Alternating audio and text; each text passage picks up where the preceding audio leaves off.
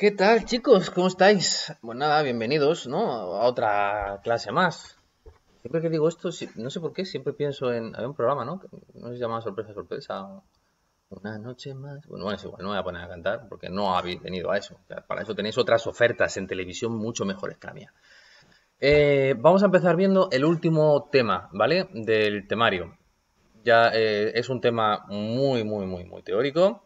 Además es un tema que vamos a ver de forma tranquila. No voy a meter mucha caña, vamos a volver a hacer lo mismo que hicimos en el tema 10, haremos una actividad de aula, haremos una actividad práctica obligatoria. Ya con esto nos despedimos, ¿vale? Es decir, total quedarían pues tres sesiones de esta semana, tres de la que viene y tres que ya prácticamente nos vamos a la última semana de mayo. Y ya ahí pues empezaría a sacaros vuestras notas de este tercer trimestre y luego ya os iría avisando si alguno de vosotros tuviera que recuperar algún trimestre, que yo espero sinceramente que no. Con ese examen de recuperación que hemos hecho no debería de haber ningún problema. Y todos los demás, los que tenéis algún trimestre suspenso, estoy convencidísimo que haciendo la media con lo que hemos visto en este tercer trimestre más todo lo que me habéis ido entregando a lo largo del curso, debería de salir sin ningún problema. ¿De acuerdo? Con lo cual yo creo que eh, vais a poder sacarlo de verdad, sin ninguna complicación, sin ningún, iba a decir otra vez problema, es que no me queda más remedio, no se me ocurren sinónimos. Soy así de espeso. ¿Qué he hecho con este tema? Con este tema 11. Para los que seguís el libro de S&M, que es el que tenemos este año en la asignatura, lo que he hecho ha sido pues un popurrí, ¿no? He juntado ahí, he hecho como una especie de mini megamix entre el tema 11 y el tema 12, ¿vale? El tema 11 creo que se llama el cuadro de mandos en la economía, que es lo que vais a encontrar al principio, y luego posteriormente el tema 12 habla del comercio internacional, por decirlo de alguna forma, todo lo que tiene que ver con la perspectiva, con los retos, con la globalización, con lo que le espera a la economía el día de mañana y lo que se espera de la economía con respecto al futuro. Por tanto, lo que yo he hecho ha sido pues un pequeño tema donde vamos hablando de esas cosas importantes que se analizan en la economía, esos indicadores que son básicos, esas cosas que son necesarias para entender el funcionamiento de la economía a nivel global. Es decir, este tema funcionaría pues como una especie de introducción a lo que luego el año que viene vais a estudiar lo que es una economía de primero de bachillerato, ¿vale? Pero funcionaría como introducción a nivel macro. A nivel micro deberíais de ver cosas que ya habéis visto este año. Lo que pasa es que profundizando en ellas y mucho más de lo que hemos hecho este año. Es decir, deberíais de ver cómo funciona la oferta y la demanda desde el punto de vista no solamente teórico, sino práctico. Deberíais de saber hacer gráficos, deberíais de saber hacer sistemas de ecuaciones lineales y encontrar el punto de equilibrio entre ellas es fundamentalmente, ¿vale? Normalmente yo lo que hago es que me quedo en el análisis gráfico, es decir, dibujamos las gráficas a mano alzada y a partir de ahí vemos los puntos de equilibrio. Pero personalmente, y además apoya mucho todo el tema matemático, el tener números detrás, porque muchas veces cuando hablamos de las cosas hace falta argumentarlo, hace falta tener hechos y por eso los números son importantes, viene bien, ¿vale? Controlarlo y viene bien saberlo. Por tanto, ya os digo, esto que vemos aquí ahora, este tema, sería como una especie de gran introducción, una especie de escenario a lo bestia sobre lo que posteriormente vais a ver el año que viene y que es prácticamente el peso de toda pues casi el 50% de lo que se ve en primero de bachillerato, ¿vale? Aquí simplemente lo vemos de una forma total y completamente introductoria. No nos vamos a meter a ver nada de forma específica, ¿vale? En alguna cosa concretaré un poco más, pero no va a ser mucho más que lo que tenéis en estos apuntes. Bueno, ¿qué os cuento ahí de esto de perspectiva y retos de la economía global? Pues lo que vamos a empezar viendo, lo que vamos a empezar analizando es que la economía tiene su sentido o que la economía alcanza su razón de ser cuando somos capaces de medir cosas. Esto que os cuento, que suena así como a cuento chino, es importante que lo entendáis porque es algo que os vais a encontrar el resto de vuestra vida. Sí, qué filosófico me he puesto, ¿no? Qué profundo. Muy profundo. ¿Por qué os cuento esto, no? ¿Por qué os digo esto? Casi todo lo que hagáis en vuestra vida, casi todas las cosas que tengáis que hacer en vuestra vida, vais a necesitar un indicador. Vais a necesitar algo que lo mida, algo que lo justifique. Y cuando os hablo de un indicador, os hablo precisamente de algo donde posteriormente vosotros vais a poder demostrar a otra persona que eso lo habéis hecho. Por ejemplo, ¿dónde es útil este tipo de cosas locas? Y vosotros me diréis, ¿en el amor? ¿En el amor? No, no me lo voy a llevar al amor, me lo voy a llevar al terreno laboral. Y me lo voy a llevar al terreno de voy a pedirle a mi jefe una subida de sueldo. Así es algo que vosotros decís, "Coño, me lo he ganado, me lo he ganado. Ya está, y vais con eso, me lo he ganado. Y cuando llegáis a la subida de sueldo, vais a pedir cuál es tu subida de sueldo, o cuando vais a la entrevista de trabajo, que el ejemplo también es muy válido ahí. Cuando vais a pedir esa subida de sueldo, pues lo primero que te pregunta tu jefe, oye, ¿por qué te tengo que subir el sueldo? Y tú a tu jefe le dices, porque me lo he ganado. Y tu jefe te dice, bueno, pues muy bien, pues hasta luego, Lucas. ¿Y por qué te dice eso? Porque no le estás demostrando que realmente te lo has ganado. Tienes que ir es con indicadores, tienes que ir con numeritos en la mano, tienes que ir de alguna forma decirle, mira, sí. ¿Te acuerdas que en el mes de enero, febrero y marzo teníamos este problema con el indicador de ventas? Gracias a esta operación, a esto otro, a esta gestión que hice con el equipo, que me hice el viaje este a no sé dónde, cerré tal acuerdo e ingresamos tanto dinero. Vamos, lleva razón, es toda razón, macho. Se me había olvidado, y tú por lo bajín, se te ha olvidado. O sea, no te quieres acordar. Que puede ser, ¿vale?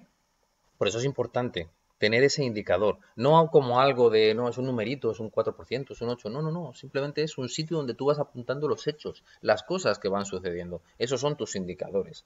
Es como cuando llegáis a una entrevista de trabajo. ¿Tenéis indicadores cuando llegáis a una entrevista de trabajo? Por supuesto. Además, muchas veces somos ya tantos en el mercado laboral, ya como consecuencia de la crisis del coronavirus, vamos a ser más, que ya lo hemos estudiado cuando vimos en el tema 10 el mercado laboral, esas expectativas que se nos van otra vez al 20% de desempleo. Lo que sucede es que somos tantos queriendo trabajar en una empresa en un momento determinado que la empresa al final nos mira no como personas, sino como un número más, como una estadística más. Por tanto, ¿dónde vamos a poder distinguirnos, dónde vamos a poder diferenciarnos? En aquellos indicadores que la empresa vaya a poner el ojo. Por ejemplo, inglés hablado nivel alto, o muy bien, para ti. En cambio, si tú pones inglés hablado certificado C1, y además ponéis el British Council, el Cambridge, la Escuela Oficial de Idiomas o lo que sea, donde lo hayáis sacado, es como decir, este sí sabe inglés porque tiene el título. Otra cosa es que se defienda mejor, se defienda peor. O sea, depende a lo mejor de que sea más tímido, que sea menos tímido o las circunstancias que sea que le acompañen en su vida. Pero este tío tiene certificado el nivel de inglés. Este tiene el indicador válido. ¿Veis? O por ejemplo, no, si yo tengo mucha, yo sé manejar equipos, ¿vale? Demuéstramelo con la experiencia. ¿Dónde has estado? ¿Qué equipos han manejado? Otra cosa es que tengan la voluntad. Bueno, pues, con voluntad, como no puedo medir, como no estoy ahí con una vara de medir la voluntad, no, no. O ahí o tenéis enchufe o difícil, ¿vale? En cambio, cuando vais con indicadores claros, con indicadores reales, con indicadores válidos, las cosas son mucho más fáciles, las cosas son mucho más sencillas, ¿vale? Aquí os pongo el ejemplo de los médicos.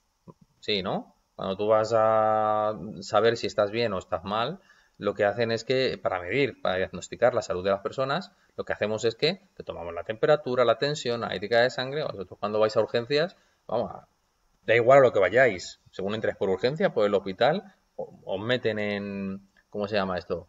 Os meten en una sala y lo primero que hacen es os meten la temperatura, os toman la tensión, en el dedito os ponen para tomar el, ¿cómo se llama esto? El ritmo cardíaco y ya con eso empezamos a tener un diagnóstico general de cómo se encuentra el paciente en un momento determinado.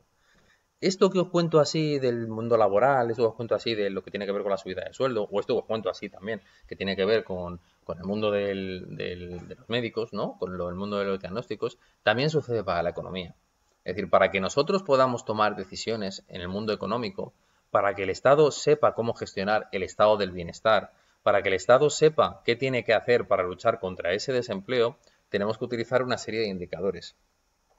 Uno de ellos ya lo hemos visto, el que acabo de mencionar, es el desempleo, lo hemos visto en el tema 10. Pero resulta que ya hemos visto más. Hemos visto lo que es el PIB, lo vimos en el tema 3, el Producto Interior Bruto, ¿vale? Es aquello que se producía en una economía, los bienes y servicios que se producían en una economía en un periodo determinado. Bienes y servicios finales producidos en una economía en un periodo determinado que suele ser un año. La inflación, también la hemos visto, la vimos en el tema 6. ¿Por qué estudiamos la inflación? Cuando es muy alta crea incertidumbre y no le gusta a nadie, la incertidumbre no le mola a nadie. Pensarlo vosotros. ¿A vosotros os gusta vivir con incertidumbre? No, caca. Yo quiero cosas seguras. Yo quiero saber qué tengo que estudiar, después posteriormente quiero saber en qué empresa voy a trabajar y si ya me dicen lo que voy a ganar, me quedo tranquilo. No existe. No, esa bola de cristal que tiene la bruja Lola, así a grandes rasgos, no existe. Por tanto, lo que tenéis que hacer es moveros con esos indicadores, ¿vale? A todos nos gustaría eso, para tener certidumbre, pero claro, la incertidumbre forma parte de nuestra vida. Y como en economía también hay incertidumbre, pues utilizamos indicadores para tratar de minimizar el impacto de esa incertidumbre. El déficit público, lo hemos visto en el tema 9, ¿esto qué era? Cuando los gastos eran superiores a los ingresos. Y como consecuencia de ese déficit público, ¿qué hacía el Estado? Pues solo puedo hacer dos cosas. O le subo los impuestos a la gente y los tengo aquí ahogadicos, o pido dinero prestado a otras economías o a los bancos. Genero deuda pública. Por tanto, todo esto que se mide en la economía nos permite realizar, por decirlo de alguna forma, un diagnóstico global de cómo está esa economía en un momento determinado. Fijaros, una economía que no crece, que tiene un desempleo muy alto, que tiene una inflación por las nubes y que tiene un déficit público que debe, vamos, el 120% de su Producto Interior Bruto, de lo que produce, es decir, debe todo lo que produce en un año más un poquito más del siguiente, pues es una economía que genera unas expectativas muy negativas. Es una economía donde no voy a invertir. Es una economía donde no voy a poner mi empresa. Simplemente porque me genera mucha incertidumbre. Por eso es bueno medir la incertidumbre y por eso hay que saber en todo momento dónde estamos. Es algo que tiene que ver con vuestra vida, es algo que tiene que ver con vuestra formación, es algo que tiene que ver con la economía. Es decir, necesitamos indicadores. Poder saber en qué situación nos encontramos, cuáles son las circunstancias que nos rodean y en función de ese contexto, saber tomar las mejores decisiones. Ni más ni menos. Por eso son importantes los diagnósticos y por eso esos diagnósticos los hacemos en economía sí o sí. Esta mirada más global sobre los problemas económicos es conocida como macroeconomía e implica una visión de conjunto de la economía, lo que distingue de la microeconomía, que es el estudio de cada una de las partes. Cuando estudiamos, lo que digo muchas veces, cuando nos vamos allí al mes de septiembre, al mes de octubre, lo que os digo muchas veces en broma, cuando yo todavía era joven, allí estudiábamos cosas que tenían que ver con la micro, estudiábamos el comportamiento de las personas, estudiábamos el coste de oportunidad, los incentivos, estudiábamos el análisis marginal. Hemos visto cómo se comportaban las empresas, lo de maximizar el beneficio, cómo se comportaban los consumidores, maximizar la utilidad de las cosas que compramos. Hemos visto cómo se comportaban los mercados. Hemos analizado y hemos estudiado también dentro de las economías domésticas, dentro de las familias, cómo funciona un presupuesto, cuáles son los principales productos financieros, qué es un activo financiero. Todo esto lo hemos visto de una forma muy concreta, lo hemos visto a nivel microeconómico, lo hemos visto al detalle, por decirlo de alguna manera, ¿de acuerdo? Ahora lo que vamos a hacer, o es más que el detalle específico, ahora lo que vamos a hacer es agrupar todas esas variables que hemos estudiado y ver cómo se interrelacionan entre ellas para hacer el análisis macro. Ese análisis macro que tiene que ver con esto, con los indicadores del desempleo, con los indicadores del crecimiento del PIB, con los indicadores de la inflación. Más sencillo, para llevarlo a vuestro terreno. Cuando yo os digo la nota media de una asignatura, cuando yo os digo la nota media de la materia, la nota media del trimestre, os pongo la nota de una actividad, os estoy diciendo a nivel micro vuestra nota. En cambio, si yo lo que hago también algunas veces es sacarme el grado de porcentaje, el grado de seguimiento de los alumnos con respecto a la materia, es decir, cuántos han entregado las actividades de aula, cuántos han hecho los cuestionarios, cuántos han hecho las actividades obligatorias. Yo ahí me saco un porcentaje y digo, pues han entregado el 80%, han entregado el 75%. Más o menos son porcentajes en los que me suelo mover habitualmente. Eso es un análisis macro, ¿vale? Y lo que mide es el grado de respuesta del grupo con respecto a la materia. Luego, posteriormente, me saco la global de la global, ¿no? Es decir, ¿y cuál es la nota media del grupo? Pues la nota media del grupo es un 6,47 puntos. Esto quiere decir que casi todos mis alumnos aprueban. Y luego de ese 6,47 resulta que tengo unos cuantos entre un 2 y un 4, que son los que suspenden, y luego tengo unos cuantos entre el 9 y el 10, que son las mejores notas. Es decir, como me decía una vez una antigua compañera de trabajo, a la que tengo mucho cariño, por cierto, la vida es una campana de Gauss.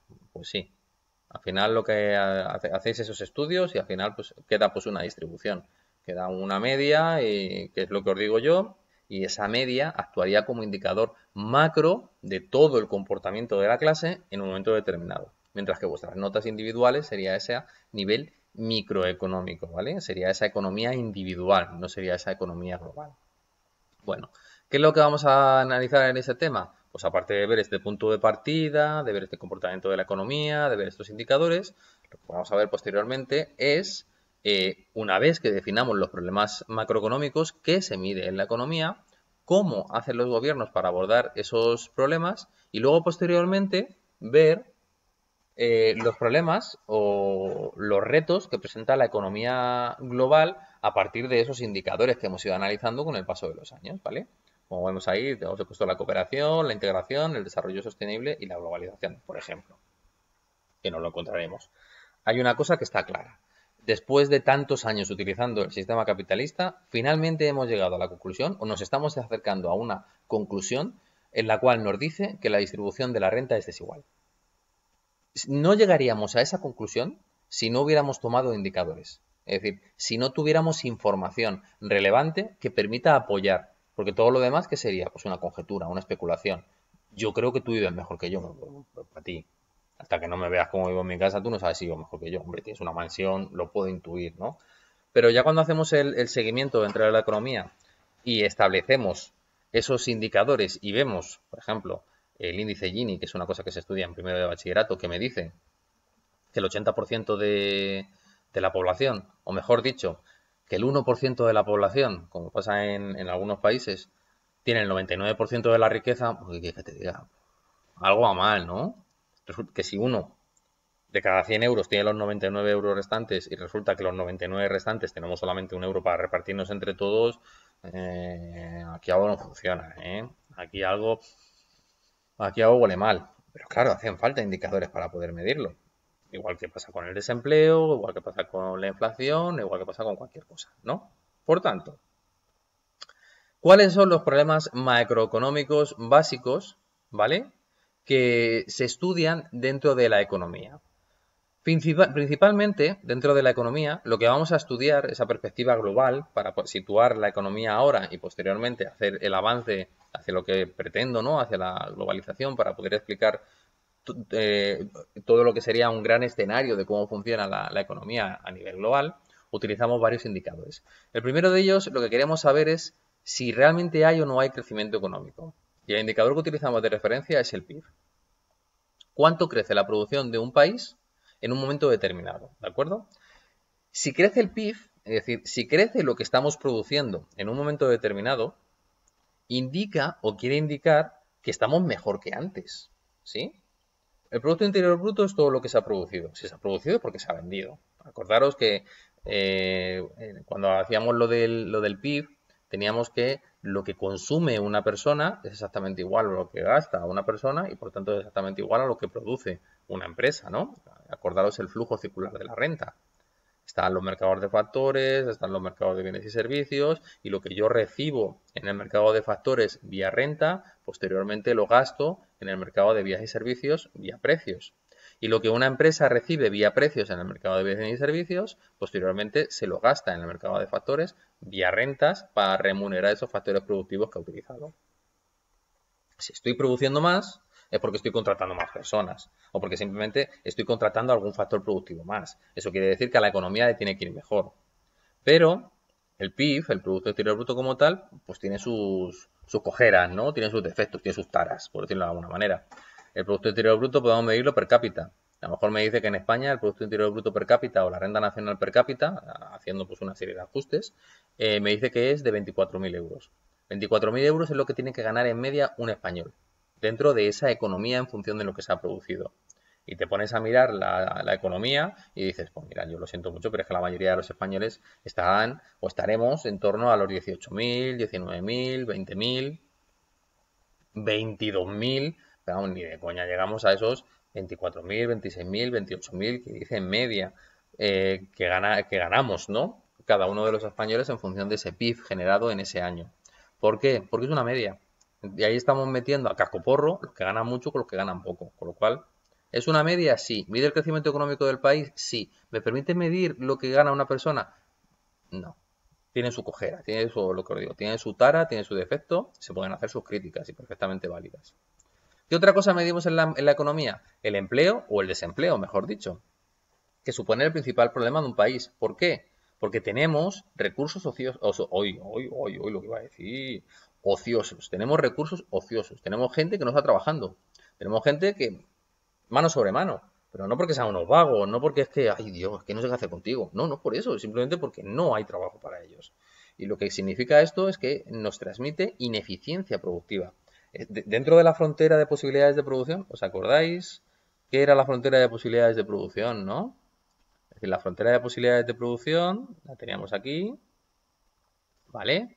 Y teníamos pues lo que producíamos en un país en un momento determinado, ¿no? Aquí teníamos el bien uno, bien uno, que pueden ser, yo qué sé, mantequilla, como pone en el libro de Samuelson. Y en el bien 2 tenemos cañones. ¿Habéis visto, no? Sí, muy americano todo. Y en el bien 2 tenemos cañones. Bueno, tener personas ociosas, tener personas que no están trabajando, son puntos que estarían por aquí de esa frontera de posibilidades de producción. Yo podría producir todo esto con todas las personas trabajando, pero resulta que como todas las personas no están trabajando, pues me quedo por debajo de la frontera de posibilidades de producción. ¿Qué significa eso? Que estoy siendo ineficiente. Y como estoy siendo ineficiente, estoy despilfarrando recursos. Y además encima acordaros del problema que tenía esto. Una persona que está desempleada genera un doble coste, por decirlo de alguna forma. Por un lado está el dinero que no está ingresando al Estado por impuestos. Por un lado está la parte que cotiza la empresa por él, ese 23% de su sueldo, de su salario. Y por otro lado está el IRPF que no está pagando. Es decir, hay una pasta gansa que no estamos recibiendo por esa persona. Y encima, si son personas que han generado la suficiente prestación, es decir, pueden acceder a esa seguridad social y pueden acceder a esa prestación por desempleo, resulta que no solamente no está ingresando por impuestos, sino que además está cobrando un dinero que le corresponde, ¿eh? Por haberlo cotizado y por haberlo cotizado principalmente. Es decir, le corresponde por haberlo trabajado, que era lo que quería decir. Lo ha devengado, por decirlo de alguna manera. Ese doble coste que está generando, pues tiene un impacto económico muy importante para la economía. Por eso nos llevamos las manos a la cabeza, por eso nos asustamos en las noticias, cuando el Fondo Monetario Internacional nos dice, pues España como siga así la cosa y no sea capaz de remontar el vuelo y no sea capaz de encontrar alternativas al turismo a lo largo de este segundo trimestre, tercer trimestre, cuarto trimestre de este año, el desempleo se va a subir a, pues, hablan de un 20% de desempleo, con lo cual, pues volvemos a estar en las mismas, unos pocos manteniendo al resto, intentar hacer lo posible por salir como buenamente podamos de esta y nada, simplemente pues prepararnos de alguna forma para la que se nos viene encima. No, no sé cómo se subvencionará, cómo se ayudará o cómo se podrá mantener, pero recordar que a nivel de gasto solo tenemos dos formas, ¿de acuerdo? Dos formas, cuando lo vimos en el tema 9. O el Estado cobra más impuestos, o lo que hacemos es pedir dinero prestado al exterior, con lo cual aumentamos la deuda pública. No tenemos más. No hay más formas. Bueno, ¿qué más cosas medimos en la economía? La estabilidad de precios. Y decís, ¿qué es? Pues la inflación. Cuando esta sube significativamente, tiene consecuencias sobre la economía y, por ende, tiene consecuencias sobre la población. Una inflación controlada justifica, en parte, el crecimiento económico, pero una inflación descontrolada tiene efectos muy negativos. Ya hemos visto cuáles son, ¿no? Ya lo sabéis. Es decir, creo que llegamos a ver el ejemplo de la inflación en Alemania, ¿no? Cuando en el periodo de entreguerras, que todo el dinero que debían como consecuencia de la Primera Guerra Mundial, todas las multas que le habían puesto, es decir, vais a pagar, pero vamos, vais a pagar todo el descalabro de la guerra vosotros, pues los alemanes dijeron, bueno, no pasa nada, imprimimos dinero y ya está. Automáticamente, según imprimieron el dinero, como eso, la economía enseguida lo percibe, enseguida se sabe, es algo conocido, todos los precios subieron y seguían imprimiendo más dinero para poder compensar de alguna forma esa deuda. Esos precios seguían subiendo. Con lo cual llegó un momento en el que por miedo a que mañana subieran los precios, compraba hoy. Y por miedo a que los precios suban dentro de 5 minutos, compro ahora. Es decir, había una especie de locura. Esos precios subían de forma incesante, es decir, de forma descontrolada. De ahí la asistencia tanto en Estados Unidos como en Europa, como a nivel global, de los bancos centrales, de la Reserva Federal, para poder controlar esa cantidad de dinero en circulación, controlar de alguna forma los tipos de interés, etcétera, etcétera. Os digo ahí, una inflación controlada es buena. ¿Por qué? También lo hemos hablado en clase. A todos nos gusta trabajar por un poquito más de sueldo. O a todos nos gusta trabajar por más sueldo, ¿vale? Tú le dices a una persona, tú trabaja bien, cúrratelo. Y cuando tú dices, si me vas a subir el sueldo, no, no, porque la inflación es caca de la vaca tomasa muy mala, yo no te voy a subir el sueldo. Y dices, ah, macho, yo quiero ganar un poquito más. Si me tienes que poner un incentivo, algo, lo que sea, ¿de acuerdo? Y el principal incentivo que encuentran los trabajadores es el dinero, es el incentivo monetario. Por tanto, esa pequeña inflación controlada es buena para fomentar el crecimiento económico, ¿no? Es el ejemplo de la zanahoria delante del burro, por decirlo de alguna forma.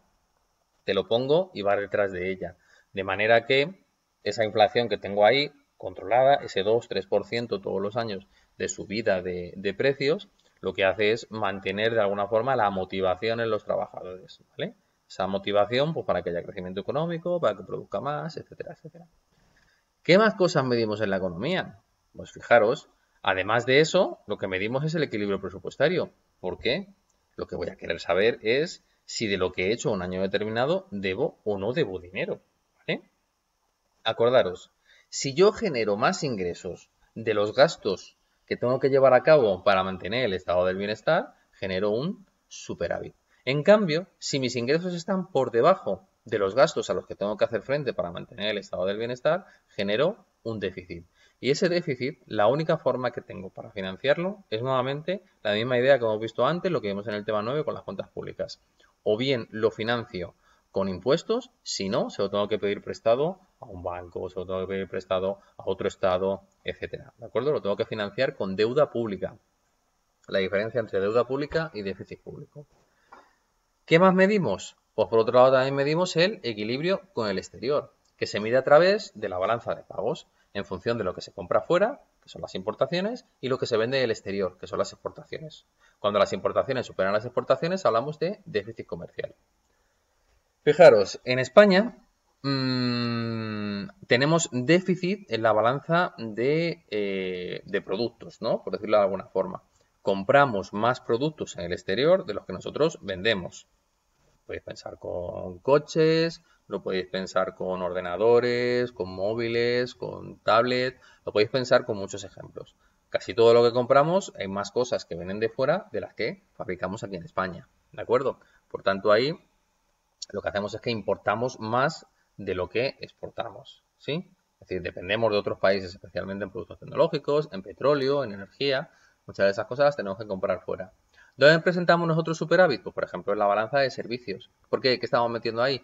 El turismo. Entonces, somos un país que tenemos una ventaja comparativa en qué? En turismo. ¿Por qué? Porque tenemos playas, porque tenemos horas de sol y porque tenemos una serie de cosas que otros países no tienen. ¿Qué está sucediendo ahora como consecuencia de la crisis del coronavirus?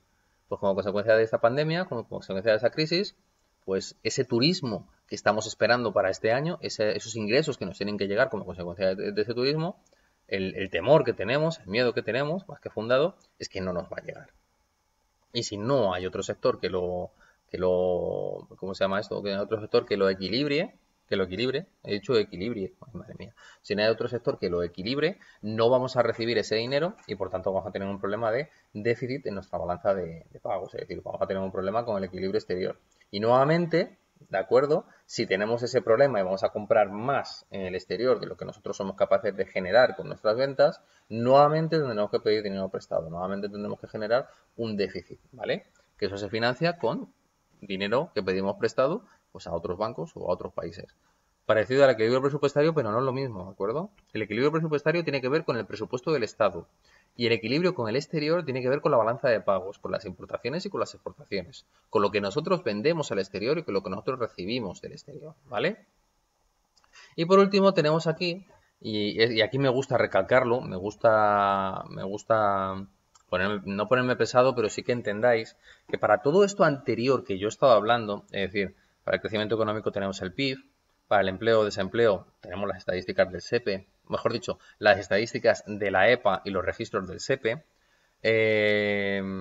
Luego para la estabilidad de precios tenemos que lo medimos a través del IPC, de la inflación, del índice de precios del consumo, aquellas tablitas que os hice calcular. Luego tenemos que el equilibrio presupuestario son esas tablas, esas cuentas públicas que tiene que presentar el Estado y que se aprueban en el Congreso de los Diputados, es decir, que la aprueban entre los partidos.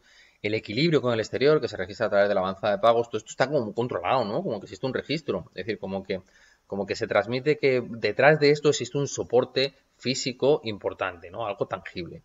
Sin embargo, cuando hablamos de equidad y sostenibilidad, es decir, cuando hablamos de conseguir un reparto equitativo de la renta y hablamos de un crecimiento económico donde no se comprometan los recursos que utiliza la sociedad futura, esto parece más literatura económica, es decir, esto parece más, lo apunto en un papel que lo soporta todo, que algo tangible, ¿no? Que algo real.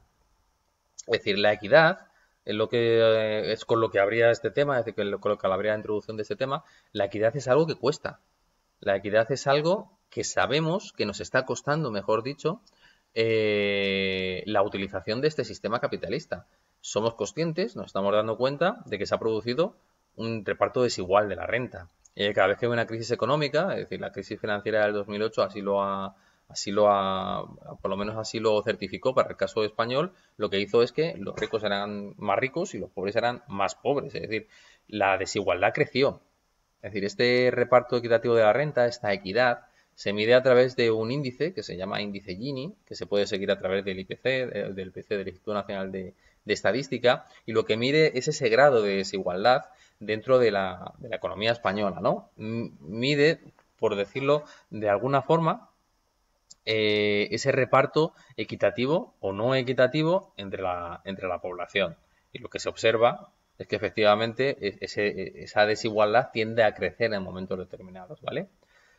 Ahí existe todavía un índice que mide algo, ¿vale? Pero en el caso de la sostenibilidad no hay nada. Es decir, crecimiento económico donde no se comprometan los recursos que utilizará la sociedad futura. Ahí tenemos muchísimo camino. Es decir, esto es uno de los grandes retos de la economía actual.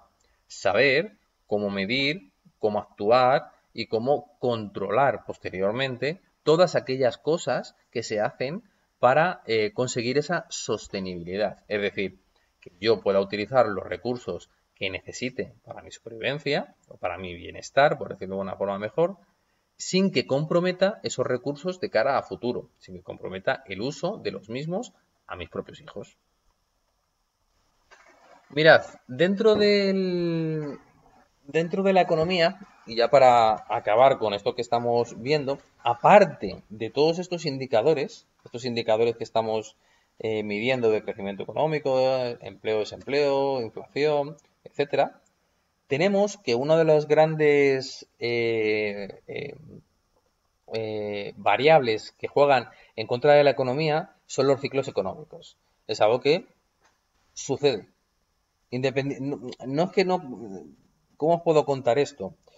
Podemos interpretar por qué ha tenido lugar ¿cómo se llama esto? ¿Por qué ha tenido lugar una etapa de recesión o una etapa de crisis, pero no la podemos anticipar? Es decir, podemos intuir que puede algo pasar, podemos intuir que algo puede ir mal, pero nunca vamos a ver hasta qué punto, y por eso utilizamos todos los indicadores anteriores, lo que no sabemos hasta qué punto es el grado de gravedad que va a alcanzar esa crisis en un momento determinado, ¿vale? Os pongo ahí que la primera prueba de salud de una economía es la tasa de crecimiento del PIB. Si el PIB, por los motivos que sea, se estanca, no crece, se queda parado, ¿vale? Nos está dando muestras de que algo no va bien. Os pongo ahí que las economías crecen cíclicamente con épocas de expansión en las que el PIB crece y aumenta el empleo, alcanzamos un periodo de cima, seguidas de épocas de recesión, en las que gran parte de los recursos de la economía, sus trabajadores y fábricas permanecen inactivos, es decir, toca fondo, a las que sigue una nueva época de expansión y así sucesivamente, ¿vale? ¿Qué os cuento con esto?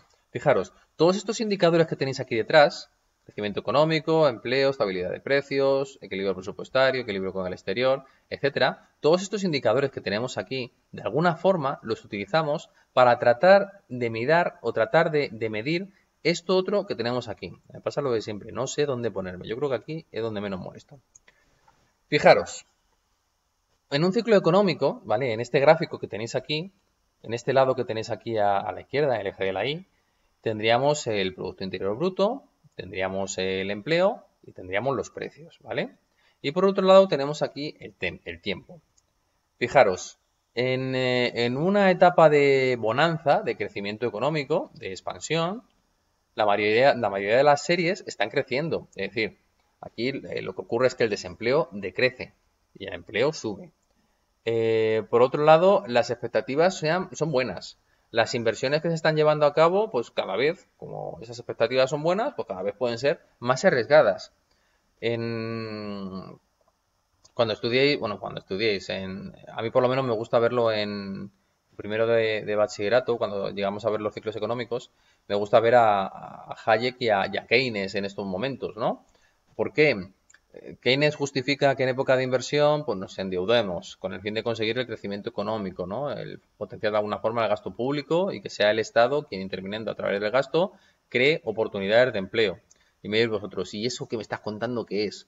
Pues un mal ejemplo, mal comparado, sería ese famoso PAU que tenéis allí en Aranjuez, donde en su momento, por las circunstancias que sea, se decidió invertir en esas infraestructuras porque se pensó que a futuro se iba a desarrollar un centro comercial y ese centro comercial iba a dar mucho dinero a Aranjuez, ¿vale? Por tanto, en época de expansión, lo que hacemos es acometer esas inversiones. Que no digo que sean arriesgadas, simplemente es una inversión que se hizo en su momento y por las circunstancias que sea, pues no ha salido bien, no se ha llevado a cabo, lo que sea, ¿vale? Se hacen en época de expansión.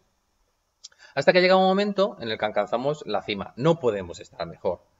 Y además, fijaros en esto, y aquí me viene muy bien todo lo que está sucediendo con el coronavirus, aquí lo que ha pasado es que hemos alcanzado esta etapa de cima y aquí, por ejemplo, una de las razones que justificaría un ciclo económico sería, en esta etapa de cima, pues por ejemplo tendríamos el crack de la bolsa de Nueva York en el año 1929.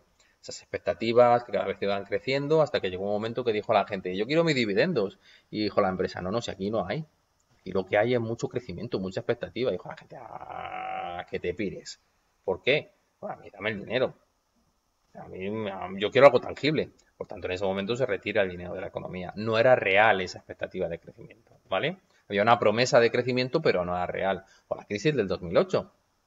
Es decir, nos endeudamos, lo que vimos ¿os acordáis cuando vimos en clase aquel vídeo de Seseña, ¿no? Que era como prácticamente un pueblo fantasma, un reportaje que hizo el de Salvados en el año 2011 o 2012. La cosa pues ha ido cambiando, ¿no? Pero en aquel momento vamos, era la situación más alta de nuestra economía gracias a la construcción, ¿no? Habíamos permitido el endeudamiento, era pues, una acción conjunta, lo vimos, en donde tanto el Estado como las empresas, como incluso nosotros mismos, las economías domésticas, teníamos cada uno nuestro punto, nuestro grado de responsabilidad por todo aquello que sucedió, pero sobre todo por parte de las empresas y la no intervención del Estado. Vamos, eso yo lo tengo clarísimo. Hay un factor de engaño detrás, algo que no es real, ¿no? Se está especulando con el precio de una vivienda, lo hemos visto. Y si no puedes pagarlo no pasa nada, pues me pagas lo vendes la vivienda y con el dinero que te sacas me pagas la hipoteca y encima te quedas con una diferencia. Bueno, cuando nos dimos cuenta que todo esa mentira, pues, cuando nos dimos cuenta de que ya no podíamos seguir manteniendo esa burbuja inmobiliaria, pues resulta que empezó la etapa de recesión. Algo parecido sucede ahora con el coronavirus, con la pandemia. No es que hemos alcanzado una etapa de cima, pero esa etapa de cima la debemos explicar simplemente porque ha aparecido el virus, ¿vale? Y al aparecer el virus, ¿qué es lo que sucede? Que no me fío de lo que pasa en la economía. Se genera incertidumbre, ¿vale? En el crash de la bolsa de Nueva York no me fío de lo que me está contando la bolsa. Se generó incertidumbre, retiro el dinero. En la crisis del 2008, la burbuja especulativa al final lo que terminó demostrando era que había gente que no podía pagar el valor de las hipotecas. Por tanto, los bancos no podían pagar los activos que estaban ligados a esas hipotecas, ese dinero que habían prestado a lo loco. Habían creado dinero bancario de una forma descontrolada. Por tanto, se genera incertidumbre y pasamos a la etapa de recesión. Y con el coronavirus, aparte de que se genera incertidumbre, se genera otra variable que es tangible y es que no podemos fabricar. Simplemente, pues, se generan los estados de alarma, el confinamiento para evitar la pandemia y para evitar que se propague. Aquí en España, ¿por qué vamos a entrar todavía más en esta recesión? Porque dependemos de un sector turístico, de un sector turismo, donde vemos que este año no vamos a recibir esos ingresos que hemos recibido otros años, como consecuencia precisamente de la pandemia. Y no tenemos otro sector que vaya a aportar ese dinero que habitualmente recibimos gracias al turismo, ¿vale? Bueno, entramos en esa etapa de recesión donde no hay crecimiento, entramos en esa etapa de recesión donde cae el PIB, entramos en esa etapa de recesión donde cae el empleo, de eso que estén aquí en este eje, y entramos en esa etapa de recesión donde caen los precios, nadie consume, nadie compra, por tanto, la inflación baja. Es decir, la economía se tiene que ajustar hasta que llega un momento en el que, a ver, a qué precio vendo en función de lo que están ganando las personas. Pues no queda más remedio que bajar los precios. Es más, ahora, si lo veis, hay muchos precios que están bajando, es decir, el consumo no es el que era, incluso los precios del petróleo están bajando, hay muchos más factores que están jugando ahí, ¿vale? Pero sí que es cierto que en esa época de recesión, pues esos precios bajan, hasta que se alcanza pues un mínimo, se alcanza una base, se alcanza un valle. Y luego posteriormente volveremos a esa etapa de expansión. Hay momentos de la expansión donde, yo qué sé, la expansión puede ser así, es decir, se dispara para arriba, es decir, nos recuperamos muy rápidamente. Otras veces la etapa de la expansión se recupera más lentamente, por los motivos que sea, y hay otras veces que nos quedamos aquí, ¿no? Como viviendo el sueño de los justos, hasta que posteriormente nos volvemos a recuperar, ¿vale? Es decir, el movimiento, el cómo crece la economía posteriormente como consecuencia de estos ciclos económicos, va a depender de las circunstancias internas de cada país. Y esas circunstancias internas de cada país deberían de venir medidas de alguna forma. ¿A través de qué? Efectivamente, chicos, deberían de venir medidas a través de los indicadores. Deberían de medirse, aquí, deberían de medirse a través de todo esto, ¿vale? ¿El crecimiento económico no es bueno? Uf, eso significa que la economía se está estancando. ¿El desempleo está aumentando?